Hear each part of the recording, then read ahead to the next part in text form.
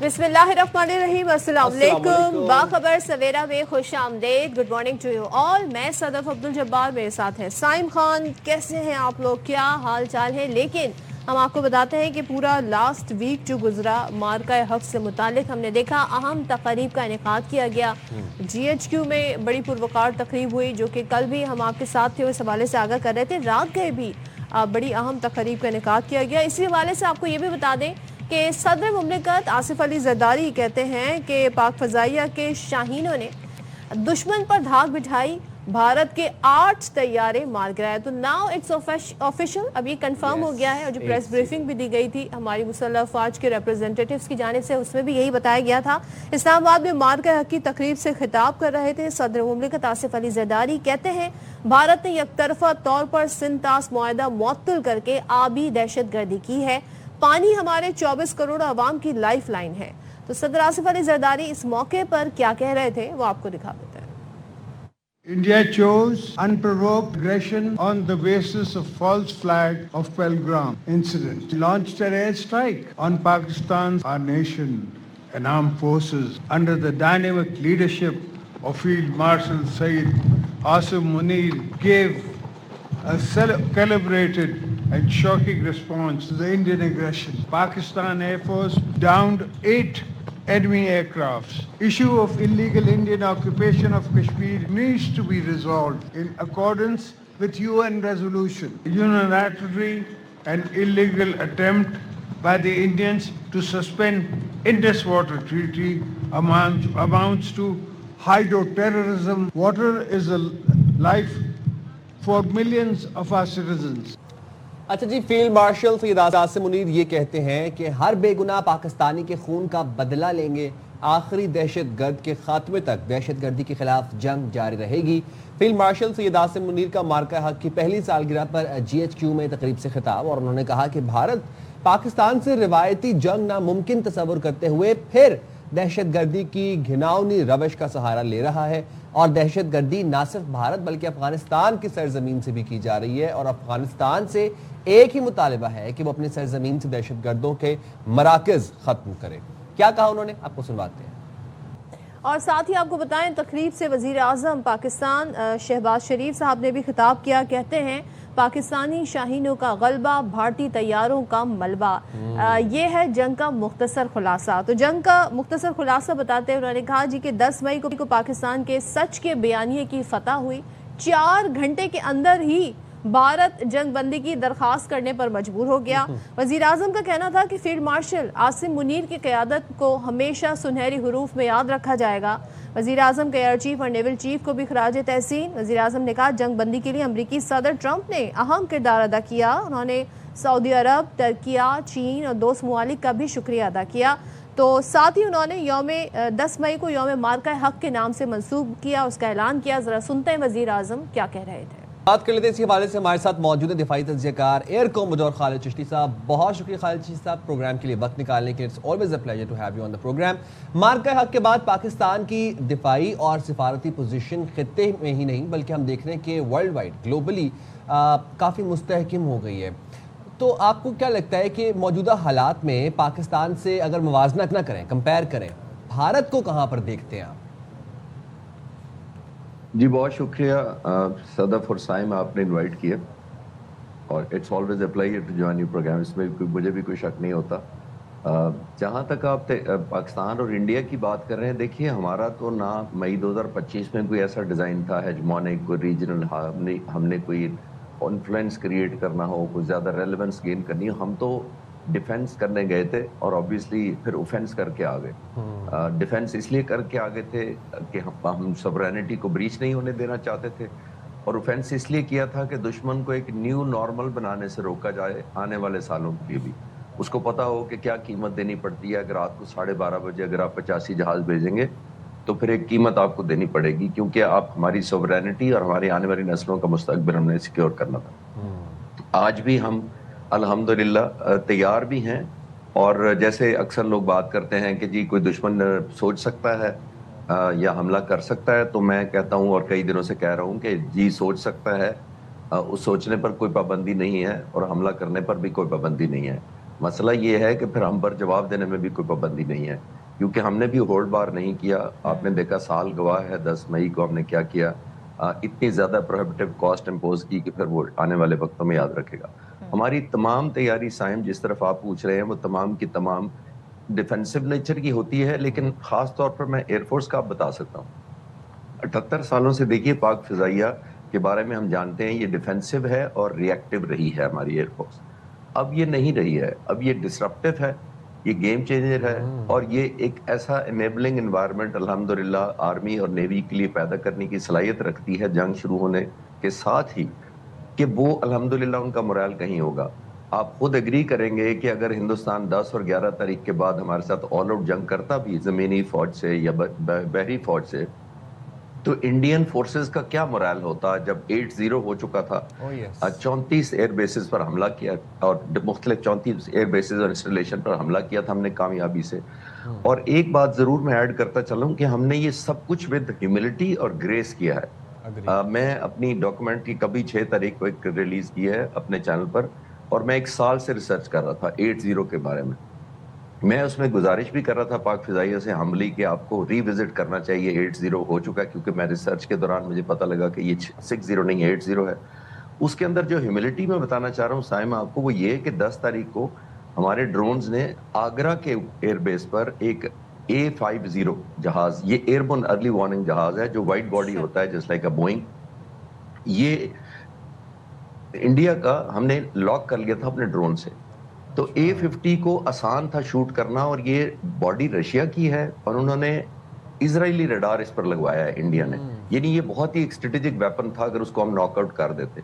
پاک فضائیہ کے سربراہ اس وقت آپریشن روم میں تھے، بلکہ اس وقت نہیں، پچھلے 20 دنوں سے وہیں موجود تھے. جب ان کو بتایا گیا کہ ہم نے لاک کر لیا، آئیڈیلی ہم شوٹ کر سکتے ہیں، تو انہوں نے اس ڈرون کو پل بیک کرنے کا اور اس اٹیک کو پل بیک کرنے کا حکم دیا. وہ اس وجہ سے دیا کہ وہ نہیں چاہتے تھے کہ اس طرح کا اسٹریٹجک ٹارگٹ ناک آؤٹ کیا تو ہندوستان کے پاس آل آؤٹ جنگ کا جواز ہو جائے گا، اور وہ نہیں چاہتے تھے کہ پاک فضائیہ اس طرح لیڈر آف ایسکلیشن ایسکلیٹ کرے یا اتنی ٹیمپو اوپر لے جائے کہ اس ملک کو خود ہم جنگ میں دھکیل دیں. تو اس کو کہتے ہیں کہ پاور ود گریس. تو الحمدللہ ہم نے تو ابھی بہت ریفرین کیا، اور ابھی 1 سال کے اندر ہم الحمدللہ کہیں آگے آ گئے ہیں اس سٹیج پہ، کیونکہ ہم نے اپنے چیلنجز کو بہت حد تک اوور کم کر لیا. یعنی کہ دس شوز کہ ہم کتنے امن پسند ہیں اور ہم ایسکلیٹ نہیں کرنا چاہتے تھے. ہم چاہتے تھے جی معاملہ ڈی ایسکلیشن کی طرف جائے، لیکن آپ نے جیسے کہ بتایا کہ بڑا اٹیک ہو سکتا تھا اور انڈیا کے لیے بھی یہ بڑا ایک سیٹ بیک بھی ہو سکتا تھا. ایک چیز اور بتائیے گا خالد صاحب، فیلڈ مارشل نے بھی اس طرف اشارہ کیا جو ابھی آپ مختلف باتوں کا احاطہ اپنے جواب میں کر رہے تھے کہ مستقبل میں جو جنگیں ہیں ملٹی ڈومین آپریشنز پر مشتمل ہوں گی، اور پاکستان کی مسلح افواج کو نئے ہتھیار ہی نہیں بلکہ نئی سوچ اور نئی حکمت عملی دے رہے ہیں. تو مجھے یہ بتائیے گا جب ہم ملٹی ڈومین کی بات کرتے ہیں تو اس میں کیا کیا چیزیں شامل ہوتی ہیں؟ جی صدر، ملٹی ڈومین کا مطلب یہ ہوتا ہے کہ یہ جب پرانے جنگیں ہوتی تھی ورلڈ وار کی 1965 71 یا دنیا نے جتنی لڑی ہیں، اس میں ہوتا یہ تھا کہ جیٹ ورسز جیٹ مقابلے ہوتے تھے، ٹینک ورسز ٹینک ہوتا تھا، شپ ورسز شپ اور سب مرین ورسز شپ. کاؤنٹ ہوتا تھا نمبر، انہی کا آپ کا مقابلہ ہوتا تھا. اب جس کو میں کہتا ہوتا ہوں یہ جنگ اب آرکیسٹریٹ کی جائے گی آئندہ، اور ہم نے کی بھی جو 2025 میں بھی کی. آرکیسٹریٹ کا مطلب یہ ہوتا ہے کہ یہاں پر جتنے ویپنز آپس میں ہیں وہ اتنے زیادہ کوہیسو ہوں، کوارڈینیٹڈ ہوں، ویل ٹائمڈ ہوں.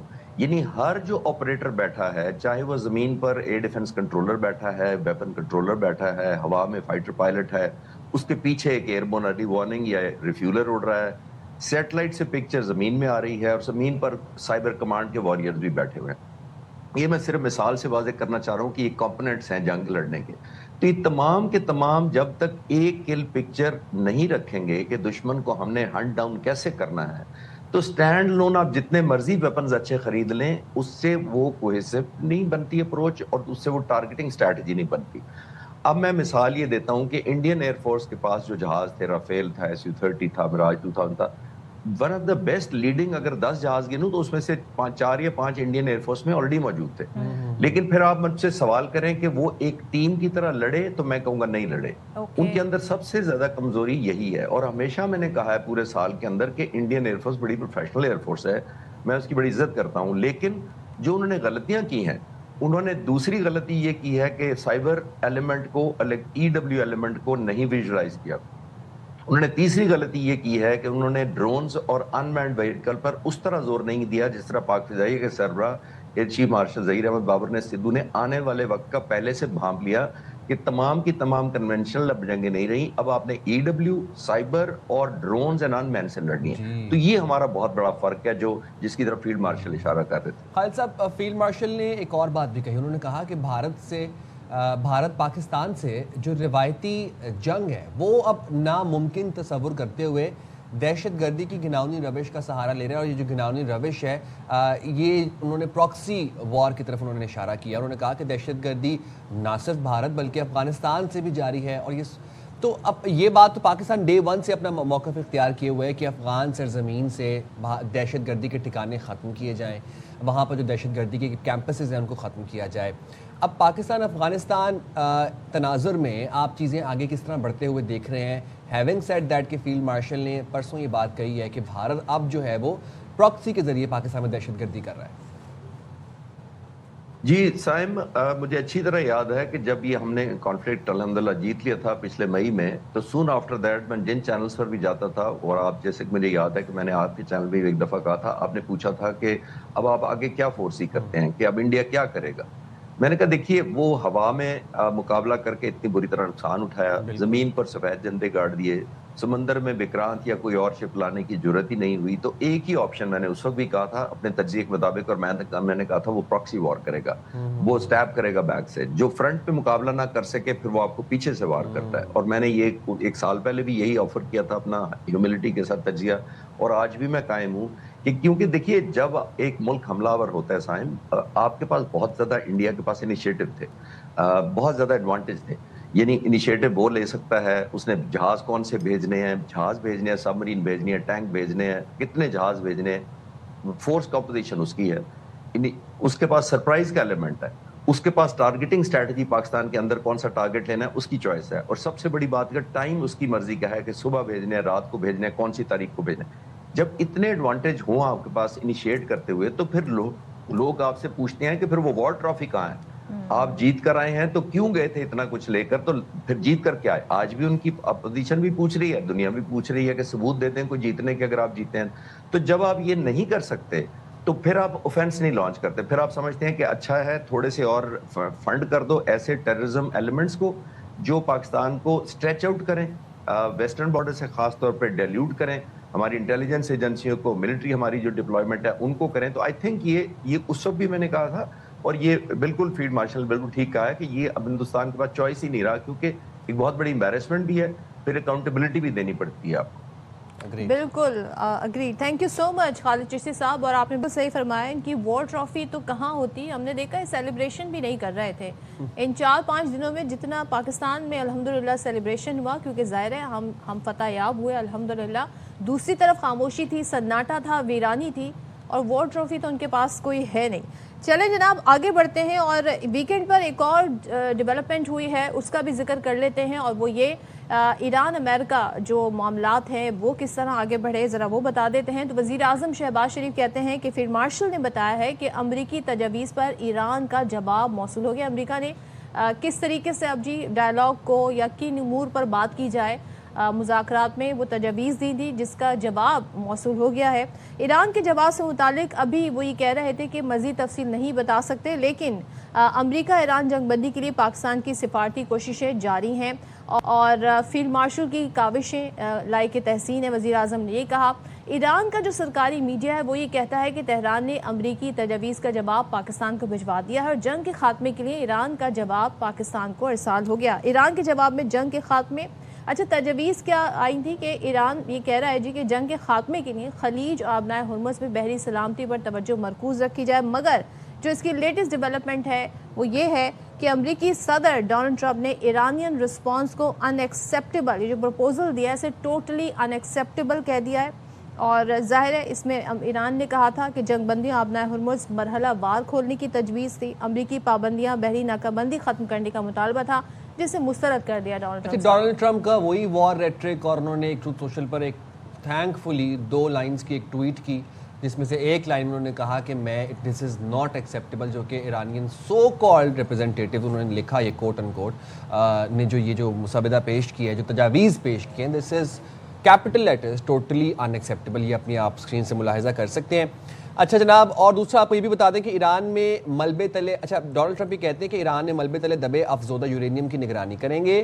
امریکی صدر نے اعلان یہ کیا ہے کہ اگر کوئی ایرانی افزودہ یورینیم کے پاس جائے گا تو ہمیں پتہ چل جائے گا، افزودہ یورینیم کے پاس جانے والے کو اڑا دیں گے. اور امریکی صدر یہ بھی کہتے ہیں کہ میں نے یہ نہیں کہا کہ ایران کے خلاف جنگی کارروائیاں ختم ہو گئی ہیں، ایرانی افواج ختم کر دیں گے، ایرانی سطحیں ختم کر دی گئیں، ایران کو بحالی میں 20 سال لگیں گے. یہ تو خیر وہ اور وہ یہ بھی کہہ رہے ہیں نا کہ مطلب ضرورت پڑی تو مزید 2 ہفتے ایران پر حملے کر سکتے ہیں. کہتے ہیں ابھی کچھ اہداف باقی ہیں اور ہو سکتا ہے ہمیں دوبارہ حملے کرنے پڑے، تو یہ ہمیں نظر آ رہا ہے. دوسری طرف ایران کے صدر مسعود پزشکیان کہتے ہیں کہ ظالم کے سامنے سر نہیں جھکائیں گے، امریکہ سے مذاکرات کا مقصد قومی حقوق کی جنگ لڑنا ہے. ایرانی صدر کہتے ہیں کہ دشمن کے سامنے جھکنا ہماری تاریخ نہیں ہے، سفارتی کوششوں کا واحد مقصد ایرانی مفادات کا دفاع ہے. جنگ بندی کے باوجود ایرانی بندرگاہوں کی غیر قانونی ناکہ بندی وعدہ خلافی ہے. ایرانی قوم کے تعاون سے تمام مشکلات پر قابو پا لیں گے. تو یہ تمام تر صورتحال. روس کی بھی اگر آپ کو بات بتا دیں کہ روس نے پھر ایک دفعہ ایران کی افزودہ یورینیم محفوظ رکھنے کی پیشکش کر دی ہے.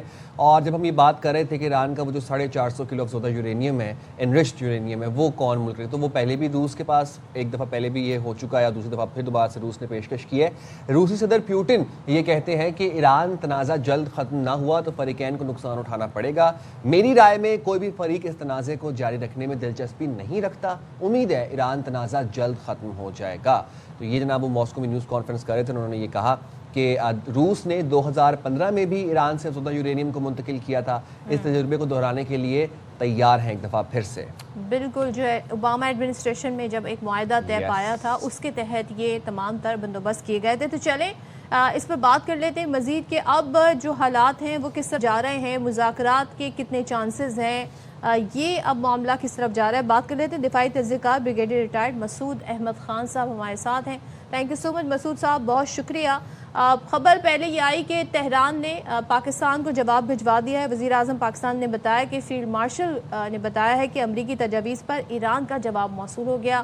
اب لیٹسٹ یہ ہے کہ ڈونلڈ ٹرمپ صاحب نے ٹویٹ کر کے کہہ دیا ہے کہ ہم یہ تجاویز نہیں مانتے، ٹوٹلی ان ایکسیپٹیبل ہے ایران کی تجاویز. ذرا مجھے بتا دیں آپ کو کیا لگتا ہے کہ کیا مذائقہ تھا، کیا ایسا تھا جو امریکہ اسے نہیں مان رہا؟ کیا تھا کہ جنگ بندی اور آبنائے ہرمز مرحلہ وار کھولنے پر بات کی جائے، پھر یہ تھا کہ امریکی پابندیاں اور بحری ناکہ بندی ختم کی جائے.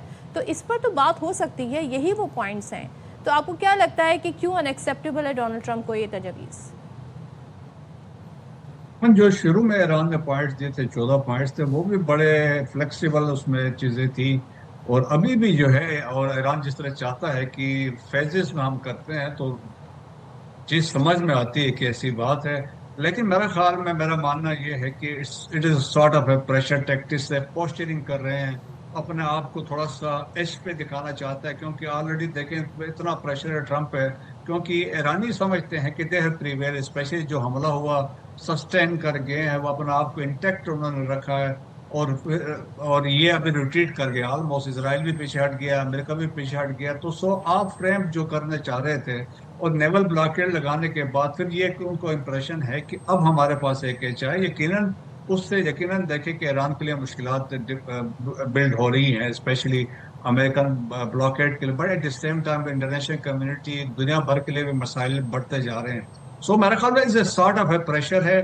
اور یقیناً دیکھیں کہ اٹس ناٹ آل اوور. یقیناً اس میں بات چیت ابھی جو اس کا اسٹاف بیٹھیں گے، انیشلی ان کو چیزیں کنوے کی ہوں گی، لیکن اسٹاف بیٹھیں گے، پاکستان اس میں درمیان میں ہے، تو اسٹل اس میں بات چیت ہوگی، بارگیننگ ہوگی کہ ہم اس طریقے سے اس کو ایسا کر سکتے ہیں.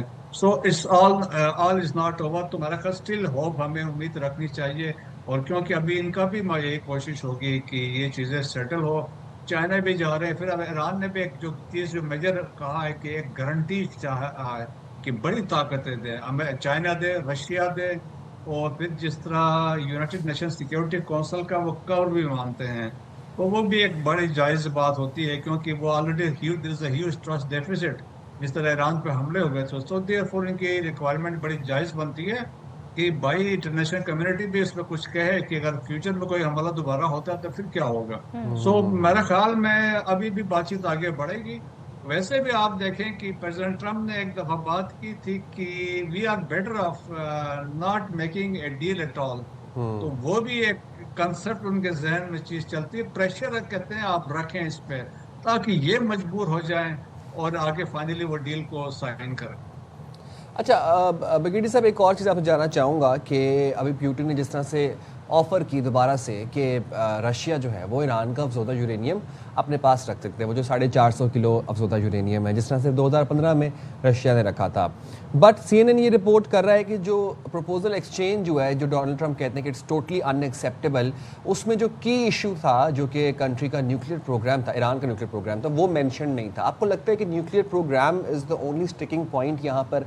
क्योंकि अगर ऐसा है तो न्यूक्लियर प्रोग्राम के ऊपर तो ईरान मुतअद्दिद दफ़ा उसको सॉल्व करने की तरफ आ चुका है। वो JCPO में भी की बात हो चुकी है। वो उसके बाद जो बाद में जो जितनी भी टॉक्स हुई हैं उनमें भी ईरान तो क्वाइट कंफर्टेबली इस बात के ऊपर माना हुआ था कि हम कोई हल निकाल लेते हैं बैठ के न्यूक्लियर प्रोग्राम का। जी हाँ, देखिए मेरा ख्याल में अब ट्रम्प के लिए बड़े मुश्किलात हैं। अगर वो जिस तरह joint compressive plan of action हुआ 2015 में, तो अब लोग पूछेंगे अगर आपने अगर एग्रीमेंट ईरान से करते हैं तो क्या अचीव किया है, what was different from that 2015। तो अब दैट्स वाई आप देखें कि अमेरिका या ट्रम्प का फोकस है इस न्यूक्लियर प्रोग्राम, जीरो एनरिचमेंट की बात करते हैं, we will not allow them to develop a nuclear bomb की बात कर रहे हैं। लेकिन अभी उन्होंने जो चीजें बताई हैं कि 20 साल का आपको बैन होगा, फिर उन्होंने ये कहा कि यू विल डिसमेंटल नितान्स को, इस्फहान को, फर्दो को करेंगे, there will be no underground कोई एक्टिविटी नहीं होगी और इंस्पेक्शंस होंगी इंटरनेशनल अनअनाउंस्ड होंगी और आप उनके साथ वो कॉर्पोरेट करेंगे, वो जो मतलब ऑन डिमांड इंस्पेक्शन होंगी। तो बड़ी मुश्किल किस्म की चीज़ें हैं। और अभी आप जब कहते हैं जीरो एनरिचमेंट हो, तो जब वो कहते हैं भाई NPT हमने साइन किया है और वो हमें अथराइज करता है 3.67% हमने कर सकते हैं, तो हमें तो करना चाहिए फॉर पीसफुल पर्पसेस, तो वो भी मानने को तैयार नहीं है। और फिर देखें कि रशिया को हैंड ओवर करना 440 केजीज ऑफ इनरिच्ड यूरेनियम है, उसके अलावा डिफरेंट कैटेगरीज में ऑलमोस्ट 11 टन के करीब है, जिसमें बताते हैं 2% से लेके 40-60% तक का है। तो रशिया को भी वो इसलिए नहीं देना चाहते, रशिया का फायदा होगा ये इन्वेस्टमेंट वहाँ पे लेके जाते हैं। तो देयर इज एन ऑप्शन, इसको डाइल्यूट करें इसको, फिर वो ऑप्शंस तो बहुत सारे कुछ हैं, लेकिन मेरे ख्याल में it is sort of A posturing है, प्रेशर है और अल्टीमेटली कुछ ना कुछ होगा। लेकिन देखिए वो चाइना भी जा रहे हैं और चाइना में आदो उनकी कोशिश होगी उससे पहले 1 पेजर एक MOU हो जाए और फिर इसके बाद हो सकता है चाइना को से बातचीत हो जाए। लेकिन चाइना को जाके ये रिक्वेस्ट नहीं करेंगे प्लीज हेल्प अस, सही, बल्कि वो कहेंगे अपना इन्फ्लुएंस आप डालें और उसको सेटल करें। Lovely, thank you very much brigadier साहब, आपने Thank you. अपनी बड़ी इंसाइटफुल चीज़ से हमें अपडेट किया। और यहाँ पर आपको लिए चलते हैं शेखुपुरा, जहाँ पर मोटरवे पुलिस की पासिंग आउट परेड की तकरीब इस वक्त जारी है और शेखुपुरा के ये मनाजिर हैं जहाँ पर आला कारकर्दगी दिखाने वाले कैंडिडेट्स को शील्ड से नवाजा जाएगा।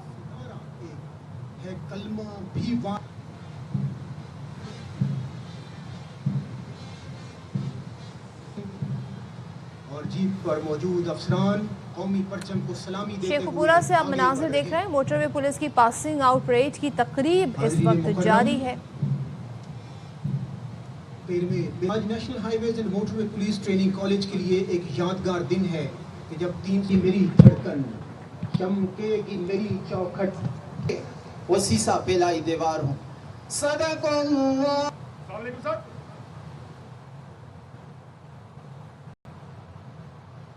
हलफ के लिए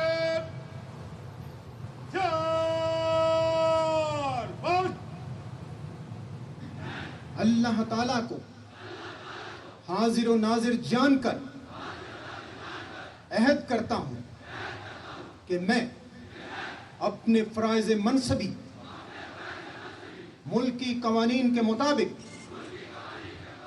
सही और बजा तौर पर ईमानदारी से अदा करता रहूंगा। तौफीक और हिम्मत अता फरमाए। चलें जी, इसी के साथ लेते हैं शॉर्ट ब्रेक। इस ब्रेक के बाद वापस आते हैं।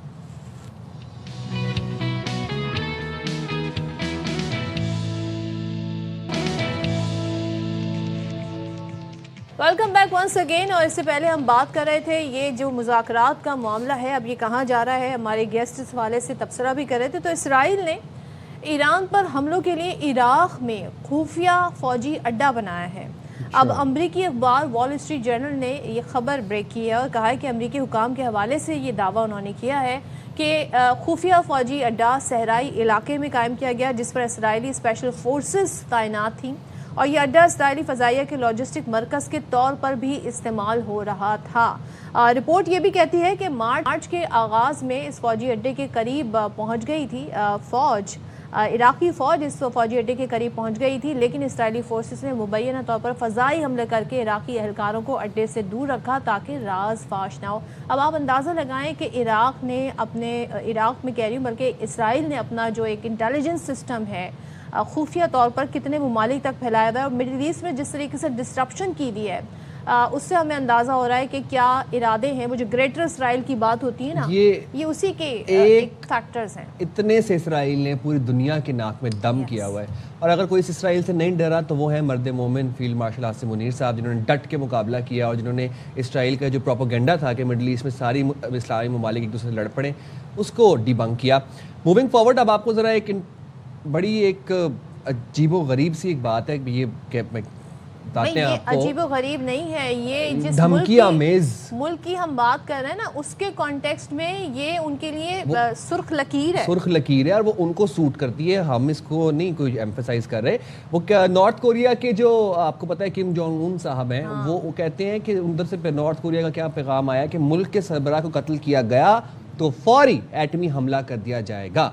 शुमाली कोरिया ने दुनिया को बड़े खतरे से आगाह कर दिया है। अखबार टेलीग्राफ ने ये रिपोर्ट किया है कि नई आईनी तरमीम के मुताबिक अगर किम जोंग उन को कत्ल किया गया, nuclear command and control system को खतरा लाहक हुआ तो एटमी निज़ाम खुदकार और फौरी तौर पर हरकत में आ जाएगा। और अखबार ने ऑटोमेटिकली खुदकार निज़ाम है, मतलब उसको ऑपरेट करने की जरूरत नहीं पड़ेगी कि हमारे अगर किम जोंग उन को कुछ हुआ तो वो खुदकार, वो ऑटो ही सब कुछ चल जाएगा। अखबार ने लिखा ये कि फैसला ईरानी क़यादत और अमेरिका और इसराइल ये हमलों को निशाना बनाने के तनाजुर में किया गया। जिस तरह से अमेरिका और इसराइल ने जारहियत की और ईरान की जो टॉप टियर लीडरशिप थी उसको एलिमिनेट किया, तो उस तनाजुर में अब नॉर्थ कोरिया की जानिब से अब आप देखिए नॉर्थ कोरिया कितनी तैयारी के साथ, लेकिन मुझे याद है बड़ी मीम्स बीच में आई थी जब अमेरिका और ईरान इसराइल का मामला चल रहा था, जंग वाली कैफियत जब थी, कि वो बड़े उदास से फिर रहे हैं, उनकी उदासी कहीं वो उदास खड़े हैं। अब वो तैयार है कि भाई कोई ज़रा हमसे तो मुकाबला करने आए, फिर हम अपनी कैपेबिलिटीज़ बताते हैं। लेकिन बात फिर वही है कि न्यूक्लियर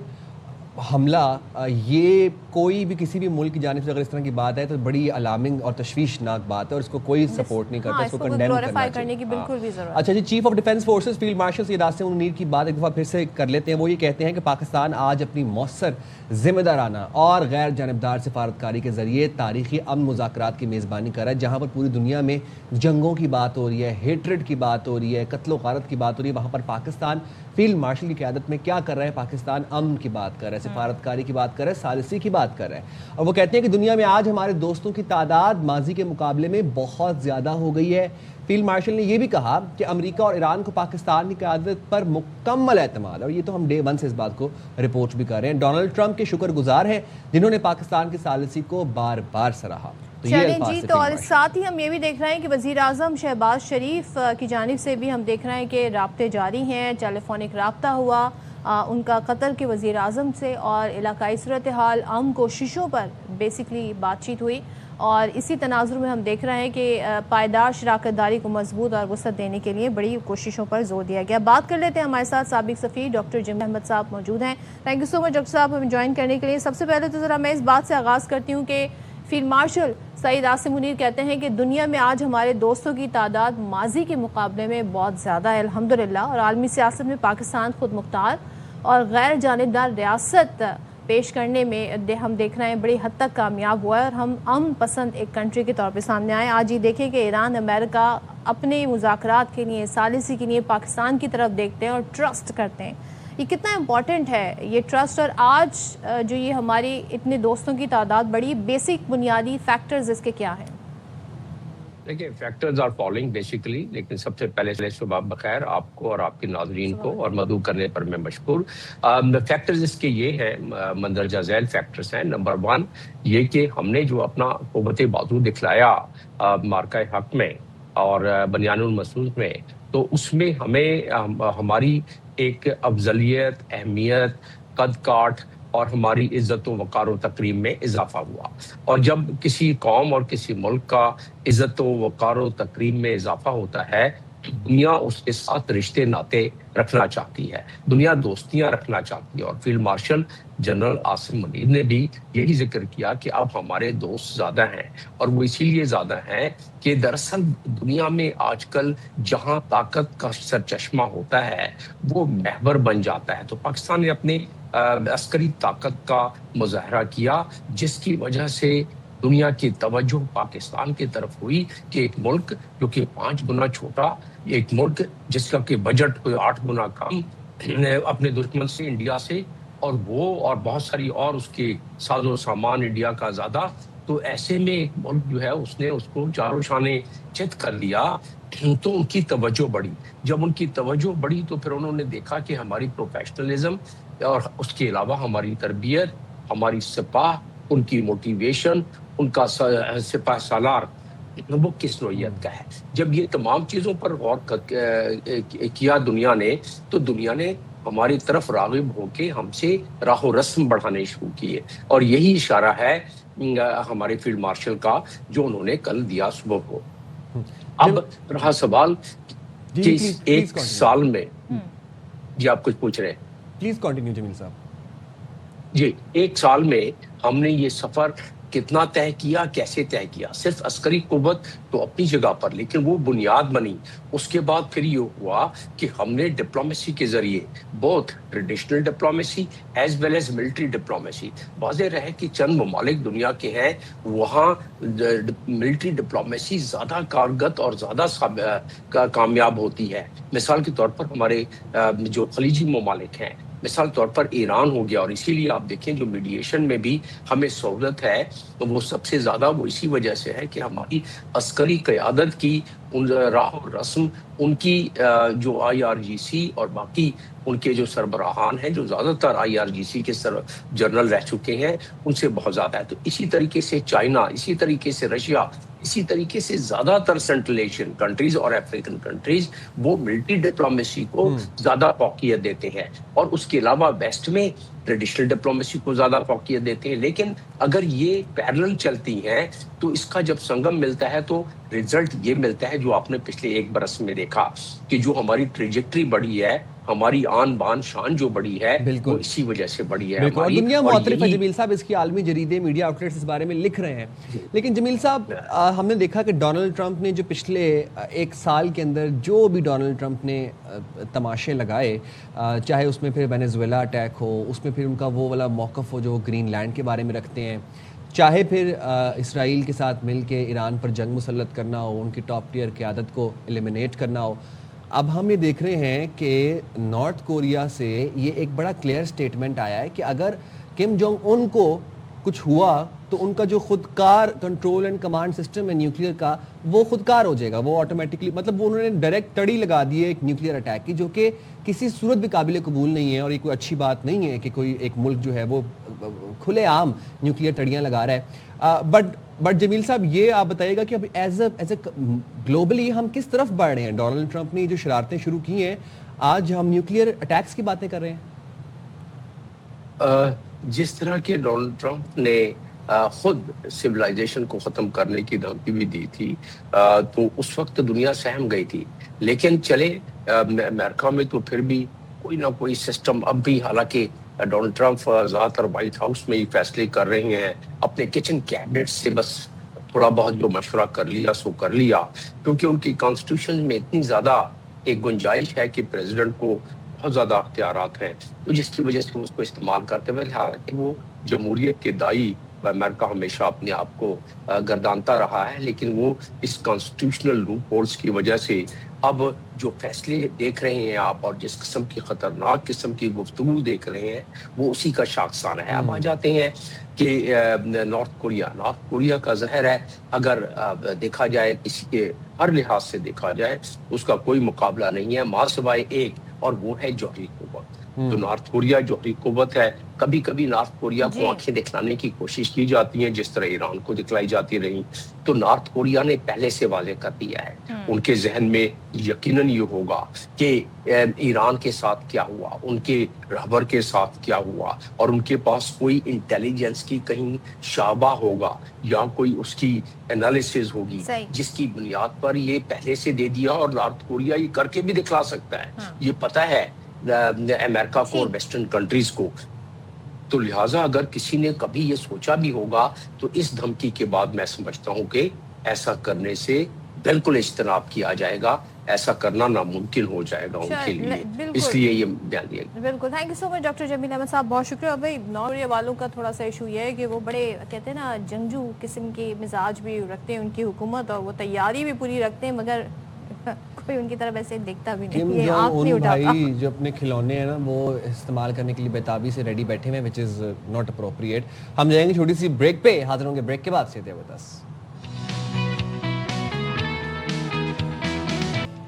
वेलकम बैक जनाब। और अब ज़रा हम थोड़ी टेंशन की खबरों से निकल के अब आपको बताते ये हैं कि सिंध में अब हो क्या रहा है कि बच्चों के जो 9-10th वाले बच्चे थे उनके एग्जाम्स हो गए हैं ख़त्म, और जो कॉलेज वाले हैं उनके भी 23-24 को गालिबन ख़त्म हो जाएंगे, छुट्टियां ईद आ रही है करीब, ईद आ रही है।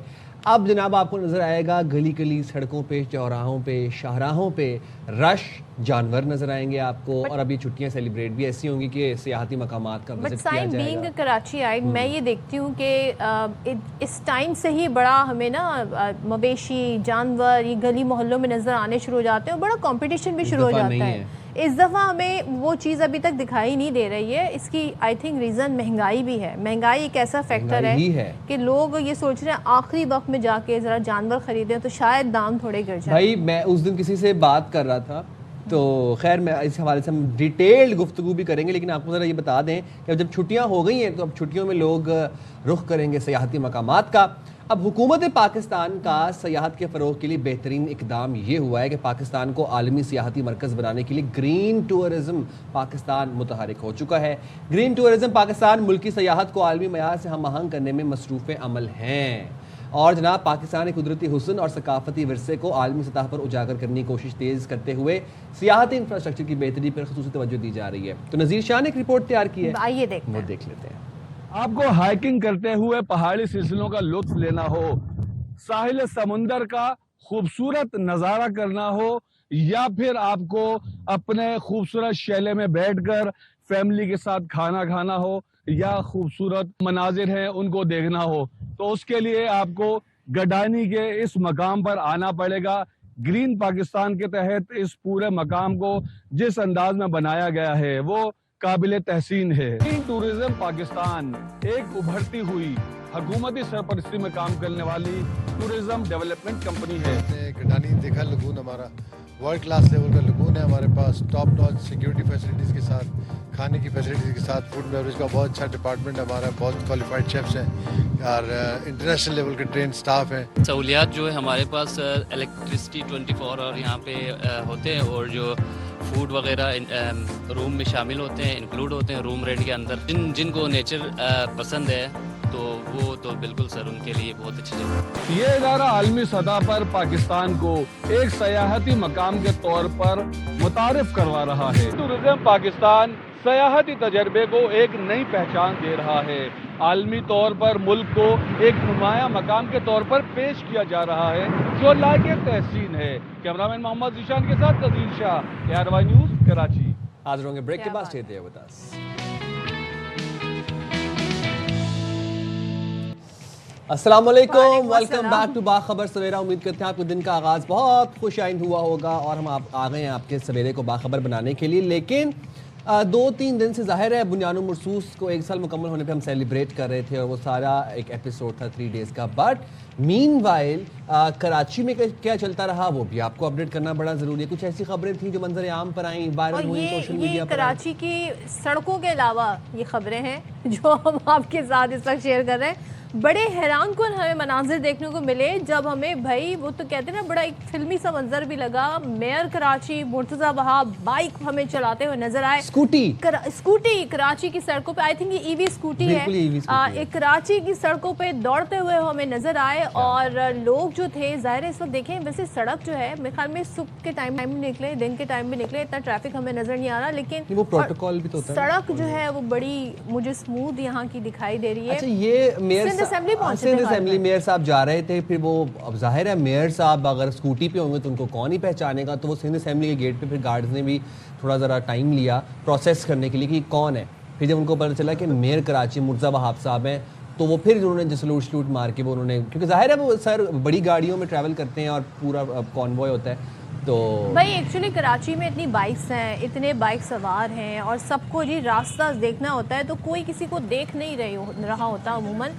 तो मुर्तज़ा वहाब साहब भी अपनी धुन में ये स्कूटी चलाते हुए आप देखें जा रहे हैं और ये पहुंचे हैं जनाब वो सिंध असेंबली।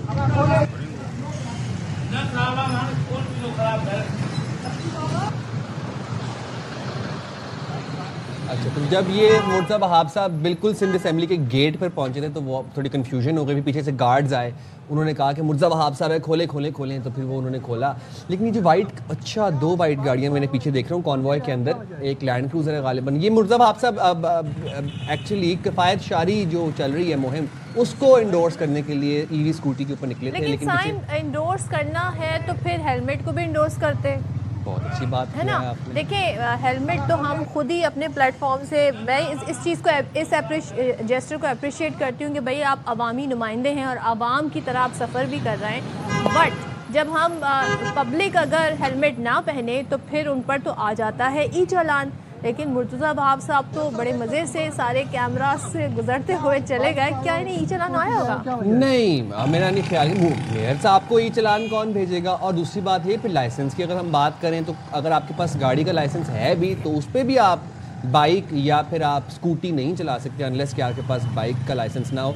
लेकिन अगर हम इस फुटेज को गौर से देखें तो पीछे आपको एक वाइट कलर की लैंड क्रूज़र भी नज़र आएगी जो कि कॉन्वॉय का हिस्सा थी, जो कि सर को प्रोटोकॉल दे रही थी और फिर सर पहुंचे सिंध असेंबली, लेकिन हेलमेट नहीं था और लाइसेंस नहीं था। और तीसरी बात ये है, अच्छा वैसे वो देखिए पीछे आपको नजर आ रही गाड़ी। अच्छा, लेकिन मैं ये एक और बात जानना चाह रहा हूँ कि ये जो स्कूटी है ये हम इन 4-5-6 मखसूस सड़कों के अलावा हम कहाँ पे चला सकते हैं? कराची में, लियाकताबाद में चला सकते हैं? कराची वाले इतने एक्सपर्ट हो गए हैं, हर तरह की सड़क पे, बनारस की सड़क हो जी, कहीं की भी सड़क हो, मंगो पीर की सड़क हो, वो गाड़ी, स्कूटर, साइकिल सब कुछ चला लेते हैं। अच्छा। अब उन्हें बचाना आ गया है। और हम वैसे दुआ गो है कि हमारे लीडरान जो हैं सिर्फ इस सड़क पे नहीं, ज़रा बनारस की सड़क पे भी ट्रैवल करें, ज़रा मंगोपीर की सड़क पे भी ट्रैवल करें, जौहर की सड़कों पे, ताकि आइडिया हो। देखिए आवाम में घुलेंगे मिलेंगे तो पता चलेगा कि क्या मसाइल हैं। और फिर हमें तो देखिए मुर्तज़ा वहाब साहब को चाहिए कि अब वो इसको आदत बना लें, हर हफ्ते बस ज़रा सा हेलमेट ज़रूर पहन लें। लेकिन देखिए जब मुर्तज़ा वहाब साहब बड़ी गाड़ियों में, लैंड क्रूज़र टाइप गाड़ियों में जब वो ट्रैवल करते हैं ना तो फिर वो छोटे मोटे खड्डे उनको इतना फील नहीं होते। जाहिर सी बात है, गाड़ी अच्छी गाड़ी है, अंदर एसी भी चल रहा होता है, तो वो छोटे मोटे खड्डे फील नहीं होते। लेकिन ये कि जब ऐसे घूमेंगे तो फिर एक और आपको मंजर दिखाते हैं। तो पीपल्स पार्टी के जो अरकान हैं वो बड़े ज़बरदस्त तरीके से हमें एडवेंचर करते नजर आ रहा है। ये है हमारी शर्मिला फारूकी साहिबा, पीपल्स पार्टी की रहनुमा मेंबर कौमी असेंबली, और ये कोई छोटी मोटी गाड़ी नहीं चला रही हैं, ये बस चला रही हैं, पिंक बस चला रही हैं। तो ज़रा देखते हैं, ज़रा सुनवाते हैं आपको कि किस तरीके से उनको गाइड भी किया जा रहा है। सही जाने दो अब हल्का सीधा करो, वापसी सीधा करो, स्टीयरिंग सीधा करो, सही है। काटे आराम से, वो पीछे शीशे में देखना ताकि वो कुर्सियाँ साथ नहीं आ जाए। सही जाने दो अब हल्का सीधा करो, वापसी सीधा करो, स्टीयरिंग सीधा करो। चले, अच्छी बात है। शर्मिला साहिबा ने ज़ाहिर है इसको हाईलाइट किया। पिंक बस बड़ा प्रोजेक्ट कहती है पीपल्स पार्टी, लेकिन थोड़ा एहतियात करें। मतलब جن کا کام ہے ہیوی وہیکل سے لانا، پھر وہی چلائیں. پروفیشنلز یہ کام کرتے زیادہ بہتر ان کو سوٹ کرتا ہے. لیکن میں ایک بات ابھی سوچ رہا تھا کہ کیا ہی اچھا ہوتا کہ مرتضی وہاب صاحب اپنی اسکوٹی پہ ذرا کریم آباد انڈر پاس کے نیچے سے ہو کے نکلتے. اوہ وہ مناظر کیا دیدنی ہوتے. یونیورسٹی روڈ بھائی بہت ساری لسٹ آ گئی مرتضی وہاب صاحب کہ آپ ان جگہوں کا سفر کریں، تو یہ پبلک ڈیمانڈ پہ لسٹ ہم آپ کے ساتھ شیئر کر رہے ہیں. لیکن بہرحال پیپلز پارٹی کہتے ہیں نا سیلف پروموشن کا سلسلہ یہاں پر جاری ہے. تو ویسے بڑے اچھے کہتے ہیں نا، ہم تو کہتے ہیں نا بڑے محظوظ ہوئے ان ساری صورتحال سے، خاص طور پر مرتضی وہاب صاحب والی. آپ نے ذکر کیا یونیورسٹی روڈ کا، میں نے ذکر کیا کریم آباد انڈر پاس کا. تو پھر اب ذرا آپ کو بتاتے ہیں کہ اگر ہم کراچی کی بات کریں تو 4 سال کے بعد کریم آباد انڈر پاس کھول دیا گیا، جبکہ آج کل وزیر اعلیٰ Murad Ali Shah B R T red line کے طوفانی دورے کر رہے ہیں اور رواں ماہ انہوں نے یہاں کا 4تھا دورہ کیا. اور وزیر اعلیٰ نے B R T red line اور ملحقہ سڑکوں پر تعمیراتی کام تیز کرنے کی ہدایت بھی کی اور کہا کہ 1 ماہ کے اندر فلائی اوور اور یو ٹرن کا کام مکمل ہو جانا چاہیے. اچھا وہ یہ کہتے ہیں جی سڑکوں کی تعمیر میں جو تاخیر ہو رہی ہے نا، اس سے عوام کو جو اذیت پہنچ رہی ہے اس کا مجھے احساس ہے. میرا مقصد کراچی کے لوگوں کو جلد عالمی معیار کا سفری نظام فراہم کرنا ہے. تو جلد جو ہے نا یہ بڑا جلد ہے. چلے خیر اس کی ہم ڈیٹیل جان لیتے ہیں. ویسے اب آؤٹ سورس کر دیا ہے سارے معاملے کو پیپلز پارٹی کی سندھ گورنمنٹ نے. تو ذرا جان لیتے ہیں، ہمارے نمائندے افضل پرویز ہمارے ساتھ ہیں. افضل بتائیے گا اس پروجیکٹ کو آؤٹ سورس کرنے سے پہلے اور اب کیا فرق نظر آ رہا ہے آپ کو؟ جی بالکل صدف اور سائم، دیکھا جائے تو جو اذیت میں 4 سال سے مبتلا تھے کراچی کے شہری، خاص کر یونیورسٹی روڈ پر سفر کرنے والے، وزیر اعلیٰ سندھ کو 4 سال بعد خیال آیا کہ شہری بہت زیادہ اذیت میں مبتلا ہو چکے ہیں اور اس جو منصوبے کو جو ہے دوبارہ نئے طریقے سے نئی کمپنی کو دیا جائے ترقیاتی کام کے حوالے سے. کوئی یہ نئی بات نہیں، کیونکہ کراچی شہر میں ترقیاتی کام گزشتہ کئی سالوں سے جاری ہے لیکن مکمل ہونے کا نام نہیں لیتے. آپ نے بات کی تھی کریم آباد انڈر پاس کی. کریم آباد انڈر پاس 4 سال بعد مکمل تو ہوا ہے لیکن وہ ابھی بھی مکمل نہیں ہے. 90% اس کا کام مکمل ہو چکا ہے، 10% کام اس کا ابھی بھی باقی ہے. اس کا افتتاح نہ تو سندھ حکومت کی جانب سے کیا گیا ہے اور جس کمپنی نے یہ کریم آباد انڈر پاس بنایا ہے کہ محکمہ کے ڈی اے کی سربراہی میں، نہ ہی انہوں نے کوئی باقاعدہ طور پر اس کا افتتاح کیا ہے. شہریوں نے خود اپنی مدد آپ کے تحت اس پر سفر کرنا شروع کر دیا ہے. تاہم دیکھا جائے تو گلستان جوہر کے جو مختلف مقامات پر ترقیاتی کام جاری ہیں، جس میں منور چورنگی پر بننے والا انڈر پاس. اچھا افضل مجھے ایک بات بتائے، میں آپ سے کریم آباد انڈر پاس کی بات کرنا چاہتا ہوں. 4 سال بعد کریم آباد انڈر پاس کو فائنلی بنا دیا گیا، ابھی اس کی افتتاح تو نہیں ہوا لیکن ٹریفک وہاں سے آ جا رہی ہے.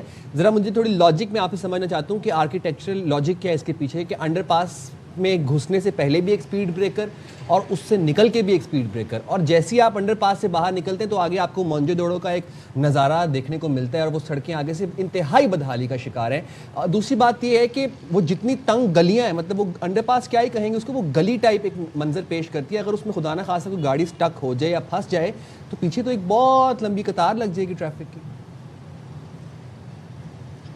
جی سائم، دیکھا جائے تو جس طرح سے کریم آباد انڈر پاس کو ڈیزائن کیا گیا ہے، اس ڈیزائن کے حوالے سے کافی لوگوں میں جو ہے جو تنقید پائی جا رہی ہے. لوگ اس پہ بہت تنقید کر رہے ہیں لیکن محکمہ کے ڈی اے کی جانب سے جس طرح سے ڈیزائن کیا گیا وہ ڈیزائن جو ہے بالکل شہریوں کو پسند نہیں ہے. اگر گاڑی پھنس جاتی ہے اور اس پہ رکاوٹ بنتی ہے تو یقیناً طور پر ٹریفک جام جیسے مسائل جنم لیتے ہیں، لیکن محکمہ کے ڈی اے کی جانب سے کوئی ایسی حکمت عملی سامنے نہیں آئی. سب سے اہم بات بتاؤں آپ کو سائم و صدف، جو محکمہ کے ڈی اے کے چیف انجینئر ہیں ان کو یہی نہیں پتا کہ یہ جو انڈر پاس بنا ہے اس کی کلومیٹر کتنا ہے، اس کی لاگت کتنی آئی ہے، اس کو ڈیزائن کس نے کیا ہے، ان کو یہ تک نہیں معلوم.